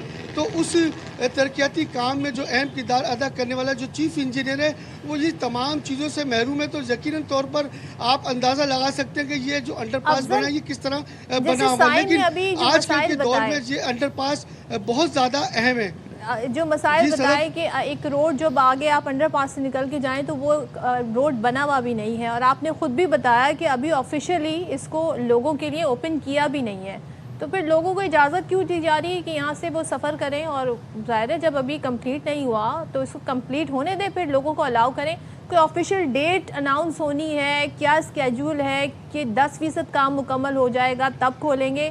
پبلک نے تو یہاں سے سفر کرنا شروع کر دیا ہے، تو کوئی دیکھ بھال، کوئی مانیٹر کر رہا ہے ساری صورتحال کو؟ صرف لوگ تو پریشان ہیں کیونکہ انہوں نے سفری سہولت کے لیے کوئی نہ کوئی تو رستہ نکالنا ہے. جو میں نے آپ سے بات کی کہ 10% کام صرف موسیٰ کالونی کے اس مقام پر ہے جہاں واٹر اینڈ سیوریج بورڈ کی جو ہے وہ لائن ہے پانی کی، اس کو منتقل کرنا ہے. اس کے حوالے سے کے ڈی اے اور دیگر اداروں کے درمیان مشاورت ہوئی تھی، لیکن پانی کی لائن منقطع نہیں کی گئی. بات کریں افتتاح کی تو یقیناً طور پر محکمہ کے ڈی کی جانب سے 14 اپریل کو اس کا افتتاح کرنے کا اعلان کیا تھا، لیکن 10% کام یعنی کہ پانی کی لائن منقطع نہ ہونے پر اس کو مزید ڈیلے کیا گیا. ابھی بھی اس انڈر پاس میں کام باقی ہے، جبکہ دوسری جانب انڈر پاس کا مکمل ہونا کب ہوگا، کس وقت ہوگا، محکمہ کے ڈی اے خود پریشان نظر آتی ہے. تو اگر افضل انڈر پاس کا افتتاح باقاعدہ نہیں کیا گیا سندھ حکومت کی جانب سے تو انڈر پاس کو پھر بند کر دینا چاہیے، کیونکہ انڈر پاس میں تو ایک اندھیری گلیاں ہیں نا، وہ دو وہ ان میں ابھی تک لائٹس بھی نصب نہیں کی گئیں، وہ بالکل گھپ اندھیرا ہوتا ہے آپ جیسے انڈر پاس کے اندر گھسیں. تو اگر افتتاح نہیں کیا گیا تو پھر کسی حادثے کا خدا نہ خواستہ انتظار کیا جا رہا ہے، اس کے بعد اس کو بند کریں گے تو پھر بند کر دیں، افتتاح کے بعد ایک ہی دفعہ کھولیں عوام کے لیے. جی سائم، آپ کی بات ٹھیک ہے، افتتاح کرنے کے بعد انڈر پاس کو کھولا جائے، لیکن اس انڈر پاس کی میں ایک اہم خصوصیت بتا دوں کہ جو ماضی میں بنائے گئے جو انڈر پاس تھے وہ 20 فٹ ان کی چھت تھی، وہ اندھیرے میں ڈوب جایا کرتے تھے، لیکن اس انڈر پاس کی خصوصیت یہ 35 فٹ اونچا اس کی چھت ہے، کیونکہ یہ اندھیرے میں ڈوبتا نظر نہیں آئے گا. دن کی روشنی میں بھی اجالا ہوگا اور رات کی اندھیرے میں اگر یہ روشنی نہیں ہوگی تو اس کی جو قریب کی جو لائٹیں ہیں وہ اس کو روشن کر سکیں گی. یہ وہ واحد انڈر پاس ہے جس کی چھت 35 فٹ بتائی گئی ہے، تبکہ دیگر جو شہر بھر کے انڈر پاس ہیں وہ دن میں بھی جو ہے اندھیرے میں ڈوبے نظر آتے ہیں کیونکہ اس کی چھت 20 فٹ ہے. تاہم دیکھا جائے تو محکمہ کے ڈی اے کو اس کو انڈر پاس کو مکمل طور پہ بند کرنا چاہیے. اس کے بعد جب تک اس کا کام مکمل نہیں ہو جاتا، افتتاح نہیں ہو جاتا ہے، اس کو نہیں کھولنا چاہیے. لیکن شہری اس پر سفر کرتے ہمیں دکھائی دیتے ہیں. رہی بات دوسری بے آر ڈی کی، جو کہ باقاعدہ طور پر بہت بڑا منصوبہ ہے، شہری اس کو مکمل ہونے کے لیے جلد سے جلد دیکھنا چاہتے ہیں. وزیر اعلیٰ سندھ کے طوفانی دورے اگر 4 سال قبل شروع ہوتے تو یقیناً طور پر جو 4 سال کراچی کے شہریوں نے، گلستان جوہر کے مکینوں نے، جو یونیورسٹی روڈ کے اطراف کے لوگ ہیں، یہاں کے مکین ہیں، انہوں نے اذیت میں گزارے ہیں، وہی جانتے ہیں. میں بھی یونیورسٹی روڈ پہ سفر کرتا رہا ہوں، کیونکہ سفر کرنا تمام تر ذمہ داری اگر متبادل روٹس کی جو درستگی ہے روڈ بنانے کی، یہ ٹھیکیدار کی تھی. ہمارا سانجھا ہے. بالکل افضل، آپ نے صحیح ترجمانی کی ہے کہ کیا یہاں سے جب لوگ گزرتے ہیں ان کی کیفیت ہوتی ہے. 4 سال پہلے وزیر اعلیٰ اگر طوفانی یہ دورے کر لیتے تو کام میں تیزی آ جاتی. تھینک یو سو مچ افضل، ہمیں بتا رہے تھے. بہرحال جی مجھب آپ کے پاس پوری ایک لسٹ اب لوگوں کی پہنچ جائے گی کہ ذرا آپ اس سڑک پر بھی بائک چلائیں اور ذرا کراچی کی سڑکوں کا مزہ لیں. چلیں جناب، کراچی کی جب بات ہی ہو رہی ہے تو جب آتی ہے بقرہ عید جسے کہتے ہیں بڑی عید، تو بڑی عید پر یہاں پر ہم وہ گہما گہمی دیکھتے ہیں، جگہ جگہ ہمیں جانور مویشی نظر آ رہے ہوتے ہیں، لیکن اکثر بیشتر اب لوگ یہ کرنے لگے کہ ایک ہی جگہ پر ہم دیکھتے ہیں، خاص طور پہ جو سنسان ایریاز ہوتے ہیں، پاکٹ ایریاز میں، یہاں پر تو خیر ہم دیکھتے ہیں کہ جانور بڑی تعداد میں ہوتے ہیں، مگر لوگ اب یہ کرتے ہیں ایک بڑے سے پلاٹ پہ بہت سارے لوگ مل کر اپنے جانور باندھ دیتے ہیں. تو اس میں خطرہ یہ ہوتا ہے کہ دیکھیں سیکیورٹی کو بھی آپ نے یقینی بنانا ضروری ہے، کیونکہ کراچی میں آپ کا موبائل ہو، آپ کی بائک ہو، آپ کی گاڑی ہو، ایون کہ آپ کا جانور ہو قربانی کا، وہ تک لوگ چرا کر لے جاتے ہیں. تو you have to be very careful. افسوس اس بات کا ہے کہ یہ اربوں کا کاروبار ہوتا ہے، سب کوئی سیکیورٹی پلان بنا ہوتا ہے. پاکٹ ایریاز میں ناردرن بائی پاس کے نیچے اتنی بڑی منڈی لگتی ہے، ہائی ویز پہ لگتی ہیں. اب ہو کیا رہا ہے کہ کراچی میں ابھی عید قربان سے قبل ہی مویشی کے جو تاجر ہیں ان کو نشانہ بنا کر 2 بڑے واقعات رپورٹ ہوئے. ایک تو واقعہ رپورٹ ہوئی ہمارے گلستان جوہر سے. اچھا کیا ہوا، جوہر سے جناب 25 بکرے جن کی مالیت تھی 19 لاکھ روپے، ایک پک اپ آئی، 25 بکرے ڈالے پک اپ میں اور لے کے فرار، غائب. سی سی ٹی وی کیمرہ میں ریکارڈ ہو گیا. اور آپ یہ سوچیں کہ 2-3 بکروں کی بات نہیں ہو رہی ہے، 25 بکرے. اب 25 بکروں کو لوڈ کرنے میں گاڑی میں کتنا ٹائم لگا ہوگا اور وہ لے کے چلے گئے. مطلب अनइमेजिनेबल बात है नहीं तो ताजरों को लूटने का सिलसिला भी जारी है। अब जैसे रहीम यार खान से भी खबर आई कि वहां से आने वाले जी मवेशी ताजरों से दिन दहाड़े 45 लाख रुपए छीन लिए गए। 3 मोटरसाइकिलों पर सवार थे 6 मुल्जिमान, वारदात की और मौके से फरार हो गए। तो नज़ीर शाह से हम जानते हैं, क्योंकि कराची में हम देख रहे हैं पैटर्न बन गया है, ईद उल फितर हो तो वो कहते हैं जी ये भी एक इकॉनमी है लूट मार की, वो शुरू हो जाती है। बड़ी ईद आए तो जानवर और मवेशी जो हैं उनकी सिक्योरिटी यकीनी बनाना मुश्किल हो जाता है। तो नज़ीर से जान लेते हैं। नज़ीर बताइएगा, ये जो 2 बड़े वाक़यात हुए, ये जो ख़ास तौर पे जो 19 बकरे लेके चले गए, 19 जानवर लेके चले गए, कितना टाइम लगा इनको इस पिकअप में भरने में, और कुछ मालूम हुआ, पुलिस अब तक कुछ पता लगा सकी है? देखें सदफ, ये 19 लाख मालियत के 25 के करीब ये बकरे हैं जिनको सुजुकी में और जो बड़ी गाड़ी थी उसके अंदर सवार करके मुल्जिमान किस तरह लेकर गए। मुल्जिमान जो खुद थे वो मोटरसाइकिल और गाड़ी पर सवार होकर आए थे। बाकायदा मुनज़्ज़म तरीके से ये वारदात की गई। कराची बेसिकली एक शहर नहीं बल्कि एक छोटा मुल्क कहलाता है। यहाँ की जो आबादी है उस हिसाब से यहाँ पर जिस तरह नफरी तैनात होनी चाहिए वैसे नहीं होती। और कराची में जो भी जुर्म होता है वो सीजनल होता है। बकरा ईद से पहले जानवर मवेशी चोरी करने की वारदातें उरूज पर पहुंच जाती हैं। मीठी ईद से पहले जो कैश स्नैचिंग की वारदातें उरूज पर पहुंच जाती हैं। और जैसे मौसम होता है वैसे चोर भी पूरे पाकिस्तान भर से लोग जो है कराची में भीख मांगने भी आते हैं और चोरी करने भी आते हैं। लेकिन पुलिस ऐसे जराइम पेशा अनासर को काबू करने में नाकाम नजर आती है। गुज़श्ता साल भी मवेशियों से भरे हुए ट्रक और गाड़ियां लूटी गई थी। और जो इन वारदातों में मुलव्विस, जो मवेशी चोरी की वारदातों में मुलव्विस है, ये स्पेसिफिक ग्रुप होता है। ये हर शख्स इनको चोरी नहीं कर सकता क्योंकि जानवर शोर मचाते हैं, इतना आराम से उनको आप गाड़ी पर लाद नहीं सकते। और इस गिरोह का एक जो मुल्जिमान है, सबसे बड़ी बात पुलिस को पता भी होता है कि इनके पीछे कौन है। एक बड़ा मुल्जिम मवेशी जो चोरी की वारदातों में बड़ा मुलव्विस है, मुल्जिम है, वो सुरजानी के इलाके में रहता है, लेकिन पुलिस उसको गिरफ्तार करने में बिल्कुल नाकाम नजर आती है। ये जो वारदात हुई थी ये गुलिस्तान जौहर का ब्लॉक 8A है, जहाँ पर CCTV फुटेज में भी देखा जा सकता है कि किस तरीके से ये वारदातें की गई। कराची में जिस वक्त मवेशी मंडी कायम की जाती है, जो पहले सुपर हाईवे पर होती थी, अब नॉर्दर्न बाईपास पर है, तो जो नफरी अगर तैनात की जाती है, आप उनको देखें, एक रास्ता वो है जो गुलशन मेमार से होता हुआ अंदर से जाते हैं और मेमार मोड़ के सामने आप जाते हैं तो मवेशी मंडी आती है। एक वो है जो सुपर हाईवे से जाती है। लेकिन लोगों के दिल में अब एक खौफ बैठ गया है क्योंकि लोग जब ये जानवर अपने घर के बाहर खड़े करते हैं तो वो अब पहले तो काफी दिनों पहले लेकर आ जाते थे, लेकिन अब वो कुछ दिनों पहले लाते हैं और कोशिश करते हैं रात भर वो या उनके बच्चे बेटर है, क्योंकि उनको इस बात पर एतबार नहीं है कि पुलिस उनको तहफ़्फ़ुज़ फराहम करेगी। कहीं से भी मवेशी चोर आते हैं, जानवर ले जाते हैं, स्नैचर आते हैं, कैश ले जाते हैं, मोबाइल मोटरसाइकिल लिफ्टर आते हैं, मोटरसाइकिल ले जाते हैं। तो पुलिस ओवरऑल अगर देखा जाए तो मजबूरी तौर पर वारदातें रोकने में नाकाम नजर आती है। अगर किसी शख्स को कोई जानवर मवेशी मंडी से लेना हो तो वो कहता है कि मैं 10-20 हज़ार 50 हज़ार महंगा ले लूं, लेकिन अपने घर के पास लूंगा। अब ये सूरत हाल हो गई है। जी बहुत शुक्रिया नज़ीर, आप हमें अपडेट कर रहे थे। और कहने को ये वही जौहर है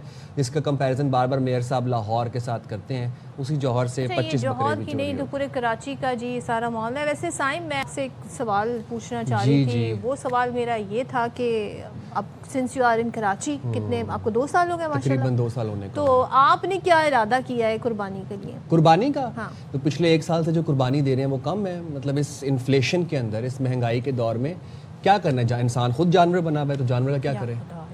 नहीं, आप बताएं ना मुझे, मंडी इतनी तेज है, लाख सवा लाख से तो एक नॉर्मल एवरेज बकरा शुरू हो रहा है, तो कैसे खरीदेगा जिसकी तनख्वाह बेचारे की 50,000 तो आप है, भी 60,000 काम करें है। ना, लोगों की तरह वेट करें कि आखिर में दाम अगर गिर जाते हैं तो फिर आप ट्राई कीजिए। वही बात ना, पूरे कराची में हम देख रहे हैं कि वो एक रौनक होती थी ईद से पहले मंडियों की, और लोग घरों के बाहर रहते थे, जानवर बंधे होते थे। कुछ भी नहीं है इस दफ़ा, सुनसान है, सड़कें सुनसान है। मैं I am telling you from experience. यही पिछला साल था, पिछले साल अच्छी खासी गहमा गहमी थी। इस साल बकरा ही 1.5 लाख से शुरू हो रहा है, तो क्या खरीदने किसने बड़ा जानवर। अच्छा जी, एक आपके साथ अपडेट है, खबर है, वो शेयर कर लेते हैं। गुज़िश्ता रोज़ ज़िला मस्तोंग में वाक़या पेश आया था, पास कस्टम वेयर हाउस में जो लगी आग थी, उस हवाले से बताया जा रहा है उस पर काबू पा लिया गया है। और आग गुज़िश्ता रोज़ दिन 11 बजे लगी थी और रेस्क्यू ज़राए बताते हैं कि आतिशज़दगी के बायस 37 अफराद झुलस कर ज़ख्मी हो गए थे। आग पर काबू पाने के लिए फायर ब्रिगेड और PDMA की टीमें मौजूद हैं। ये वहाँ के मनाजिर कल के हम आपको दिखा रहे हैं जिस वक्त आग लगी हुई थी, लेकिन आप सोचें कि कितने लोग इसमें झुलस कर ज़ख्मी हुए हैं। अतिया अकरम हमारी नुमाइंदा साथ हैं, उनसे ज़रा सूरत हाल जान लेते हैं। अतिया, सबसे पहले तो जो लोग ज़ख्मी हुए उनके बताइएगा कैसी इस वक्त हालत है, दूसरे क्या मज़ीद आपके पास इस हवाले से अपडेट्स हैं? जी सदफ, सिचुएशन ऐसी है कि गुज़िश्ता रोज़ से लगी हुई आग पर अभी तक काबू नहीं पाया गया। फायर ब्रिगेड के मुताबिक जो है वो 80% आग पर काबू पा लिया गया, लेकिन अगर देखा जाए तो इस वक्त मैं जिस सिचुएशन में खड़ी हुई हूँ वहाँ पर ताहद्दे नज़र धुआं ही धुआं है और अंदर वेयर हाउस में जितना सामान है वो अभी भी जल रहा है और धमाके होने की आवाज़ें आ रही हैं।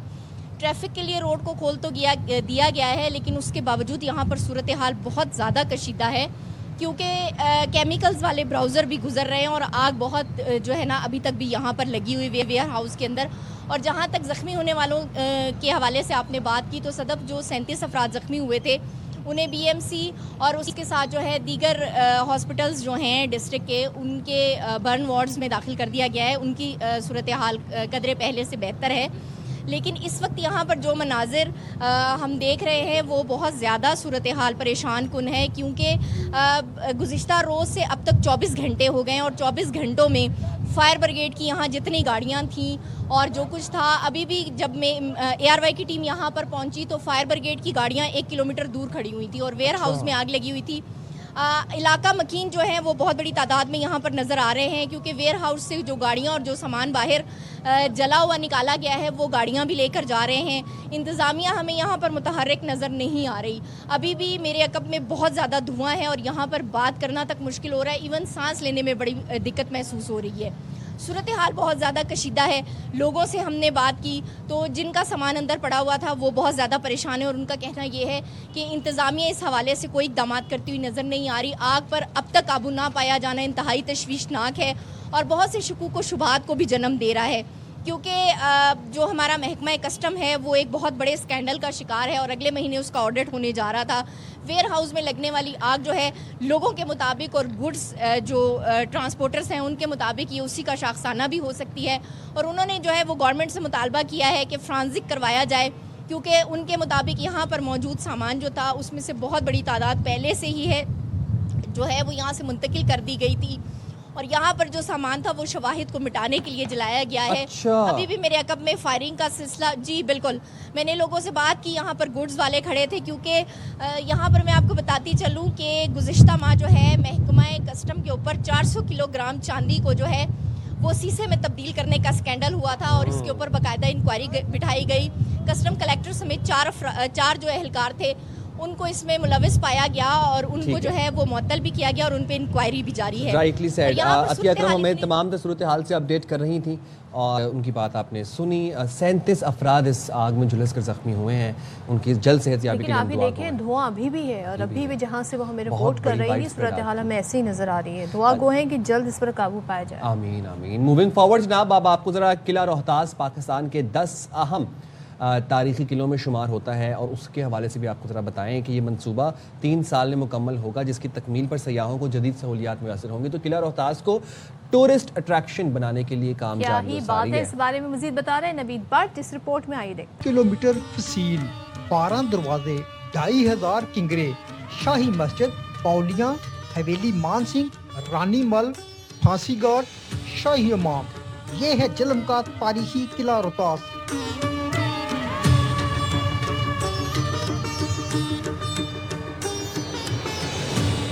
जिसकी तामीर शेर शाह सूरी ने 1541 में शुरू की, जो 7 साल में मुकम्मल हुई। ऐदे रफ्ता के साथ ये किला शिकस्तो रीख का शिकार होकर वीराने का मजल पेश करने लगा। किला रोहतास विजिट के लिए अंदरून व बैरून ममालिक से लाखों सयाह आते हैं। सफाई के हवाले से बेहतरीन काम किया गया, इसलिए ज्यादा सफाई देख कर ना दिल को सुकून हुआ। जैसे पुराना था किला उस तरफ लेके जाने की कोशिश। पंजाब हुकूमत ने पहली बार किला रोहतास की बहाली और तज़य्युनो आरائش के लिए तकरीबन 2.5 अरब रुपए के फंड फराहम किए हैं।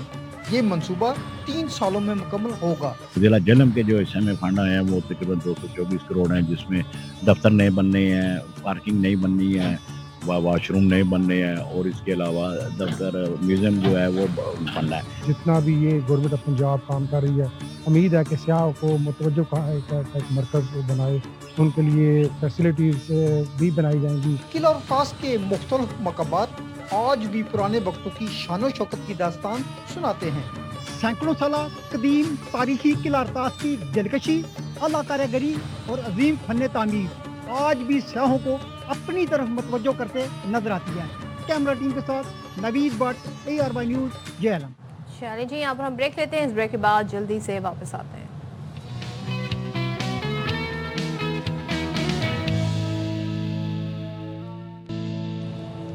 Welcome back once again. और जब सेहत आमा की बात हो और जो इस वक्त इश्यूज चल रहे हैं वो हम डिस्कस ना करें, ऐसा कैसे हो सकता है? क्योंकि हमारी कोशिश ये होती है कि उन चीज़ों को हाईलाइट किया जाए, उसका सोल्यूशन भी अगर है तो आपके सामने रखा जाए। गर्मी बहुत ज़्यादा है और जैसे जैसे ईद करीब आ रही है सबको अंदाज़ा है मई का महीना बड़ा गर्म होता है, गर्मी की शिद्दत में इजाफा होगा। लेकिन साथ ही हम देख रहे हैं जो गैस्ट्रो के केसेस हैं वो भी बढ़ते जा रहे हैं। अस्पतालों में बड़ी तादाद में मुतासरा मरीज़ रिपोर्ट हो रहे हैं। माहिरीन ये कहते हैं कि ये गर्मी में ये बीमारी ज़्यादा तेज़ी से फैलती है क्योंकि इस मौसम में जो जरासीम होते हैं वो खुराक के ज़रिए, पानी के ज़रिए बड़ी आसानी से जिस्म में दाखिल हो जाते हैं। अब इसमें क्या है, जैसे बाहर से आपने कुछ खा लिया, जूस पी लिया, तो वो अगर सफाई का वहाँ पर ख्याल नहीं रखा गया तो फिर आपकी सेहत उससे मुतासिर होगी और ज़ाहिर है जो पेट की बीमारियां हैं फिर आप उसमें मुब्तला हो जाएंगे। जैसे कि आप नॉजियस फील करेंगे, आपको वॉमिटिंग होगी, आपको पेट में दर्द होगा, जिसम में पानी की कमी नुमाया है और वो डिहाइड्रेशन आपको महसूस होगी, लिप्स आपके ड्राई होंगे। अच्छा, अगर बरवक्त इलाज ना किया जाए तो कमज़ोरी और पेचीदगियों का बायस बन सकता है। तो जनाब अब बरवक्त इलाज क्या है, कैसे है और सिम्टम्स क्या होंगे? गुफ्तगू के लिए हमारे साथ मौजूद हैं associate professor gastrologist doctor Abdullah bin Khalid. Thank you very much doctor साहब for taking out time for program. Gastro बीमारी की बुनियादी वजूहात क्या हैं और सिम्टम्स क्या हैं, यहाँ से शुरू करते हैं। बात यह है कि ये जो गर्मियाँ हैं ये बहुत अच्छा मौजू है इस वक्त, और ख़ास तौर पे सबको ध्यान देना ज़रूरी है। गर्मी में बाज़ बैक्टीरिया बहुत तेज़ी से फ्लरिश करते हैं और वो बैक्टीरिया होते अनहाइजीनिक कंडीशंस में हैं। होता क्या है, गर्मी है जनाब, वो जो गर्मी में पसीने आ रहे हैं और इंसान चाहता है कि कोई ठंडी चीज़, कोई मशरूब उसको मिले। अब वो जो बरवक्त जो चीज़ मिल रही होती है और सस्ती है उनकी तरफ लपकते हैं। गन्ने का जूस हो गया जनाब, ये तरबूज का शरबत हो गया, फालसे का शरबत हो गया, यही वो चीज़ें हैं जहाँ जो अनहाइजीनिक होती हैं सबसे ज़्यादा, और इनमें बैक्टीरिया बेइंतहा तादाद में होते हैं। अब जब ये वो बैक्टीरिया पेट में आ जाते हैं तो फिर डिहाइड्रेशन यानी उल्टी, जैसे कि आपने बताया, नोज़िया, वॉमिटिंग, डायरिया, ये होता है। अब आप अंदाज़ा लगाइए, चंद साल पहले का डेटा था, देखा गया कि पूरी दुनिया में 4.5 लाख लोग मरे हैं इस पेट की सिर्फ गैस्ट्रोएंटराइटिस से। इसको हम अपनी ज़बान में गैस्ट्रोएंटराइटिस कहते हैं, जिनमें सबसे ज़्यादा ख़तरा तो छोटे बच्चों को होता है। छोटे बच्चे, 5 साल से नीचे के बच्चे, ये तो सर्वाइव ही नहीं कर पाते। बड़े तो चलो ORS पी लेते हैं। गैस्ट्रोएंटराइटिस कब ज़्यादा ख़तरनाक सूरत इख्तियार करता है? गैस्ट्रोएंटराइटिस उस वक्त ज़्यादा ख़तरनाक सूरत इख्तियार करता है जबकि डिहाइड्रेशन की कैफियत होने लगे और बर वक्त ट्रीटमेंट ना की जाए। उल्टियाँ हो रही हैं, डायरिया हो रहा है और वो जनाब घर पे ही उनको रखा हुआ है, वो पानी वानी पिला रहे हैं और जूस पिला रहे हैं, शरबत, वो मज़ीद वॉमिटिंग हो रही है।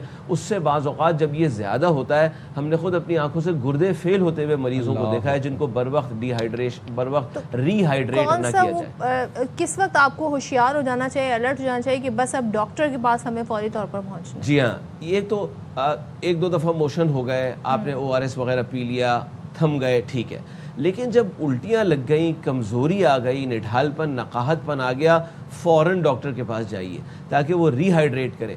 एक बात तो ये हुई। लेकिन छोटे बच्चों में तो 1-2 वॉमिटिंग और 1-8 डायरिया ही बहुत होता है उनको गिराने के लिए। उनमें तो 1-8 वॉमिट और मोशन ही हो जाए फ़ौरन। छोटे बच्चों में तो बिल्कुल ये चीज़ यानी बर्दाश्त नहीं करनी लेकिन चाहिए। आपने से 1-2 कहा तो घर में भी कुछ इलाज किया जा सकता है? यकीनन जो घर में सबसे बुनियादी इलाज होता है वो ORS होता है कि ORS हर जगह अवेलेबल है, बच्चों यानी मुख्तलिफ नामों से आता है और बहुत अच्छा सलूशन है। इनफैक्ट देखा ये गया कि बांग्लादेश में उन्होंने यानी बहुत रिमोट एरियाज़ में ये एजुकेट किया लोगों को कि ख़ास तौर पे बच्चों की माओं को कि भाई बर वक्त रिहाइड्रेट करें ORS के ज़रिए से, और देखा गया कि अमवात बच्चों की बहुत बेहतर हो गई, यानी कि उनकी शरह बहुत नुमाया अंदाज से कम हुई। अच्छा, एक चीज़ और मैं जानना चाह रही हूँ, ORS का ताल्लुक सिर्फ इस सिचुएशन से नहीं है, गर्मी डिहाइड्रेशन में भी इस्तेमाल किया जा सकता है, घर में होना चाहिए। होता क्या है कि डिहाइड्रेशन से इलेक्ट्रोलाइट इम्बैलेंसेस होते हैं, यानी नमकियात खराब होती हैं, तो ये नमकियात को रिप्लेनिश करने का बहुत बेहतर जरिया है। हमारे यहाँ पर बच्चे बड़े खुशी से घर से पैसे लेके जाते हैं स्कूल कॉलेजेस, वहाँ जाके फिर समोसे पकौड़े नान टिक्की गंदी गंदी केचप के साथ खाते हैं, उसको बड़ा इंजॉय करते हैं, और फिर जब घर आते हैं तो फिर उसके बाद चक्कर भी आ रहे हैं, पेट अब माँ बाप को लगता है फूड पॉइजनिंग हो गई, वो घर में इलाज करने लग जाते हैं, मखसूस एक सिरप आता है और एक गोली आती है, वो दे जाते हैं बच्चों को, दिए जाते हैं। ये कितना ख़तरनाक है। बात ये है कि वो जो यानी जितनी भी अनहाइजीनिक चीज़ें हैं ना, उनमें मज़ा भी बहुत ही होता है, जितना गलीज़ उतना लजीज़, जितना गलीज़ उतना लजीज़। तो वो जनाब उसकी टेम्पटेशन, और बच्चों को कौन समझाए। अब उसमें ये कि बच्चों को, लेकिन ये बात बहुत ज़रूरी है क्योंकि छोटे बच्चे हैं, खुदा न खास्ता ख़ास तौर पे इस सीज़न में, और खुदा न खास्ता इसमें मुलविस हो जाए और घर पे ही इलाज होता रहे और डायरिया वॉमिटिंग होती रहे, ये बहुत ख़तरनाक है। इसलिए यानी शुरू में तो चलो ORS वगैरह दे दिया, बच्चे की तबीयत संभल गई, बहुत अच्छा, लेकिन अगर ये वॉमिट वगैरह रही, फ़ौरन जो है वो डॉक्टर के पास रुजू। एक चीज़ मैं और बताना चाहूँगा जो बहुत अहम है पब्लिक के लिए, हेपेटाइटिस के जो जरासीम है ना, हेपेटाइटिस A और हेपेटाइटिस E के, वो भी इन्हीं अनहाइजीनिक चीज़ों में होते हैं, और खुदा न खास्ता हेपेटाइटिस E प्रेग्नेंट हामला ख़वातीन में हो जाए, इसका चांस होता है कि माँ भी गई बच्चा भी गया।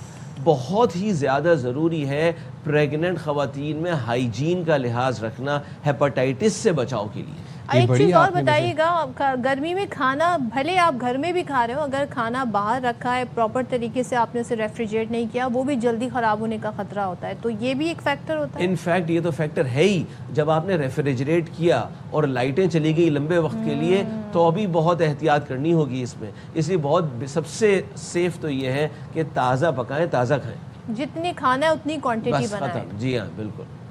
अच्छा डॉक्टर साहब, आज के सोशल मीडिया पर एक बड़ी खबर गर्दिश कर रही है, अब वो उसकी तस्दीक मैं नहीं कर सकता, लेकिन सोशल मीडिया पर है और बड़ी वायरल हो रही है। भारत में किसी ने तरबूज खाया, बिरयानी के बाद तरबूज खाया, तो उनकी मौत वाकई हो गई। ये ऐसे होता है?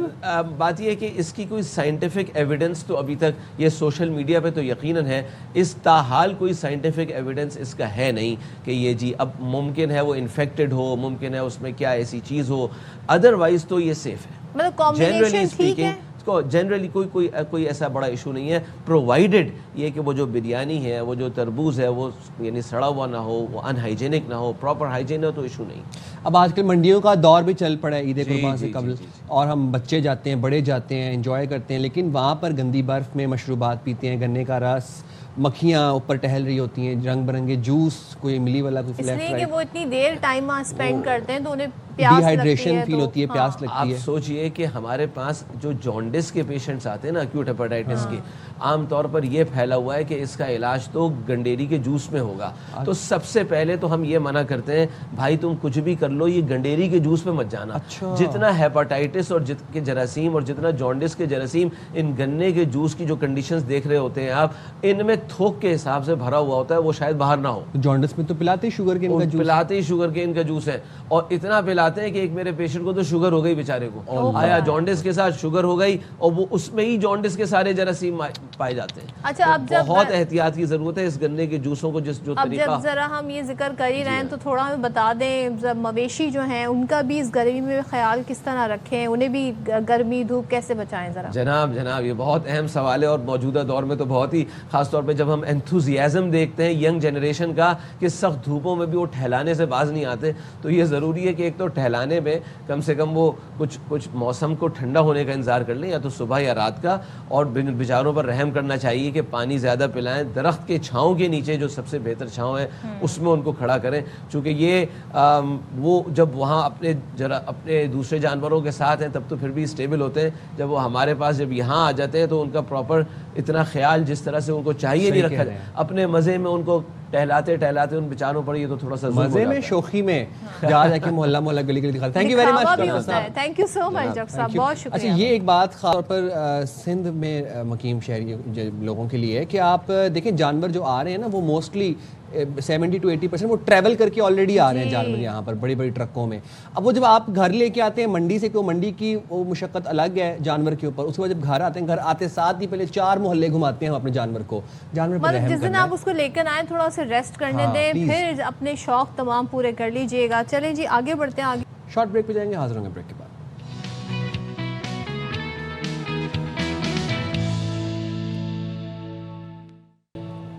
Welcome back once again. बात करते हैं जी जुर्मानों के हवाले से। एक बड़ी खबर है, पंजाब हुकूमत ने ट्रैफिक कवानीन की खिलाफ वर्जियों पर जो जुर्माने थे, भारी जुर्माने थे, उसमें नुमाया कमी की है और मुख्तलिफ जराइम में कैद की सज़ा भी ख़त्म कर दी है। तो अब नया कानून क्या कहता है? ये कहता है जिसके मुताबिक लाइसेंस की खिलाफ वर्जी पर जुर्माना 50,000 और 1 लाख रुपए से कम करके 5 से 10,000 कर दिया, बहुत ज्यादा कम कर, जबकि कैद की सजा खत्म कर दी गई है। इसी तरह वन वे खिलाफ वर्जी, कम उम्र ड्राइविंग, बगैर फिटनेस सर्टिफिकेट गाड़ी चलाने और पब्लिक सर्विस गाड़ियों में ओवरलोडिंग पर भी जुर्मानों में नुमाया कमी कर दी गई है। हुकूमत के मुताबिक ये इकदाम अवाम को रिलीफ देने के लिए किया गया है, जबकि पुराना ऑर्डिनेंस मनसूख करके नया कानून नाफिज कर दिया गया है। जो मजीद तफसीलात जान लेंगे एवाई न्यूज़ के नुमाइंदे बाबर खान से।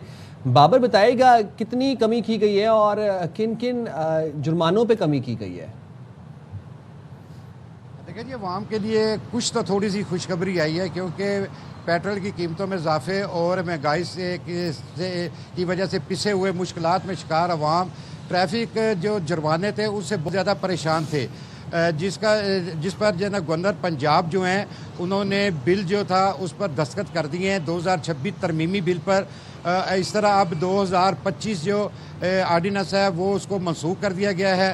पहले जो वन वे की खिलाफ वर्जी पर 50,000 और 1 लाख रुपये जुर्माना, जबकि सज़ा भी दी जाती थी, उनके ऊपर मुकदमा दर्ज होता था, उनका रिकॉर्ड मरतब हो जाता था, जिसके ऊपर ये पर्चा दर्ज होता था। अब उसमें कमी कर दी गई है और 50,000 से कम करके 5,000 या 10,000 जुर्माना कर दिया गया है, जबकि सज़ा बिल्कुल ख़त्म कर दी गई है, सज़ा में कमी की गई है।